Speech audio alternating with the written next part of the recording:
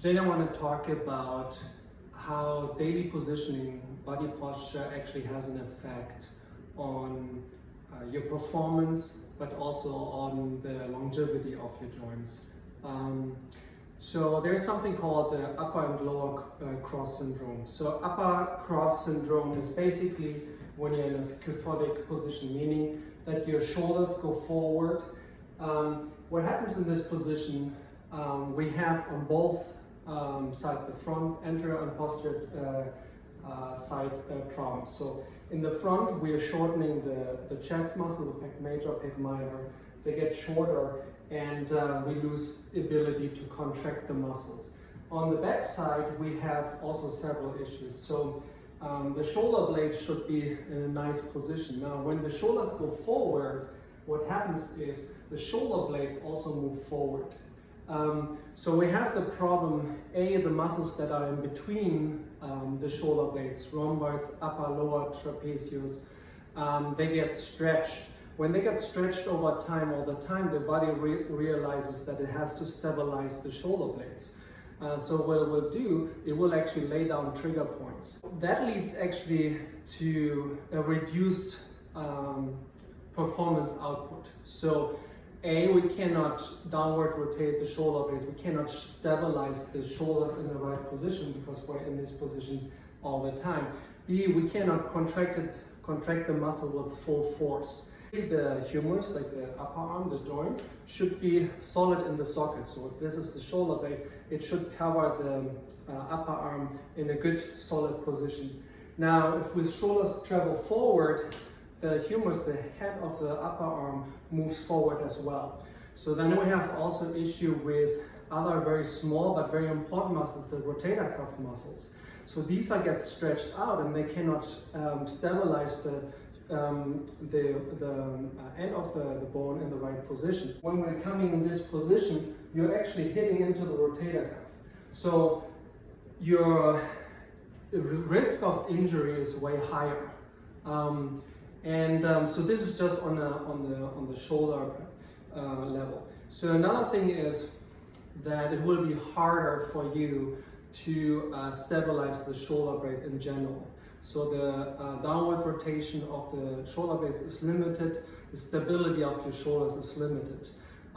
So if you do, for example, like a regular push-up, you want to be able to pec the shoulders, or if you do a pull-up, the ability to pull the shoulder blades back and down. So what I see often, like when training with young athletes, is when they do a pull-up, it looks like this. They try to use the neck muscles to stabilize the shoulder blades, but it should be the muscles middle and lower trapezius that stabilize and pull the shoulder blades down. Same with the push-ups, they have difficulty to stabilize there. So there are like a lot of things that are going on just on the shoulder level. Now, there's something called lower cross syndrome. So it's very similar. So lower cross syndrome means the pelvis, the hips is tilted forward and we are tightening up. So what happens here is usually, there are different reasons. It could be that there are core dysfunction going on, that the core can't be stabilized, that the person is not using the diaphragm properly. That's one reason. Some people are just in that position all the time, they're standing a lot. So what happened here, the hip flexor, usually the hips getting tight and pull the pelvis forward. Yeah? So we have the tightened hip flexor, and by doing that, if you're standing straight and you're nicely aligned, you can feel that your lower back, the muscles are actually relaxed. Now, if you actually bring the head forward because in a kyphotic position, or if you tilt the hips forward, you feel actually the muscles tightening up on the lower back. So when we stand, we don't need the muscles to work all the time. It should be very relaxed, everything should be nicely aligned. When we're in this position, we have more tone in the lower back. Also, automatically, we're going to have tighter calf muscle because they have to, we're tending to stand more on the forefoot, so the calf muscle is also getting tighter. Hips getting tighter. Then another problem is when the hips are getting tight, when we sprint, for example, we don't get in full hip extension. So what happens is actually reduce the output because the glutes, your buttocks, the glute muscles, are actually reducing the output, and you're using more the hamstrings to pull to extend your hip. So it's very important to have in every joint maintain full range of motion, and daily positions like if we sit on the desk or in the car, those aspects have a big impact on our performance as well. So it's important wherever the muscle is lengthened, is tight, that we actually work on the tissue, and wherever it's shortened, we have to stretch. So it's very important to know this aspect, because when you are like during the day always in this position, it will have an input or negative effect on your performance as well. So you want to be nicely aligned, you want to be in a neutral position, shoulders back and down, relaxed, and the hips should be in the right position as well. So these are important aspects that we have to look at. Now, another example, let's say you're in a hyperextended position. What happens when we look like inside? So we have the pelvis, the hips, and when we tilt the hips forward in this position, we have the pelvic floor, which is the lower part of the core. So we have pelvic floor on the bottom, and then the diaphragm on the top. So this should be actually a nice cylinder. So when we put stress on the spine, it should be absorbing this force. Now, if we get in a hyperextended position, what happens with the diaphragm compared to the pelvic floor? It actually looks more like this. So if you think about like a Coke and you put pressure on the top, it's pretty rigid. Now, if you bend one side of the Coke and then put pressure, you lose a lot of integrity. So that integrity, that pressure has to go somewhere, and it goes onto the spine, onto your disc, and all of these aspects. So it's important to, again, to be nicely aligned. We take stress off our back, and we actually stabilize with the anterior core. This shows you how important posture is. So be in a neutral and a nicely aligned position. Don't run around like this.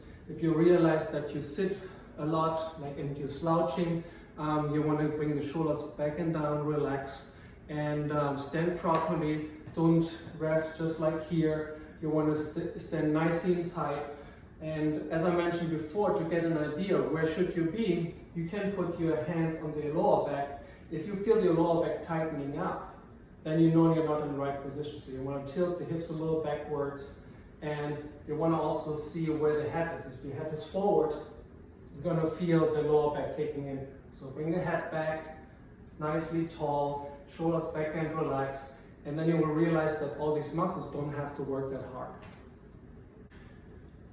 One more thing that is very important is when you are in a hyperextended position, or you're like in the kyphotic position, we also lose lung capacity. So very important is to have a proper core stability, is that we use our diaphragm properly. A lot of even athletes breathe too much in the chest, but they don't use the diaphragm properly to breathe.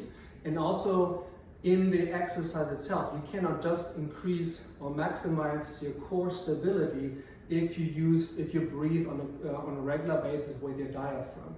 So it's very important, like when you're sitting, for example, like this, you are actually, if you think about the diaphragm, you're actually leaning forward. So it's very hard for the diaphragm to basically pull down and get the full range of motion and actually fill your lungs properly.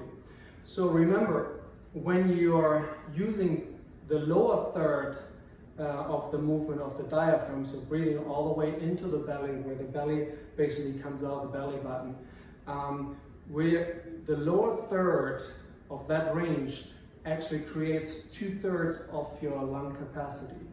So that alone shows how important proper positioning of the diaphragm, so good posture, but also the ability to breathe properly with your diaphragm. You know?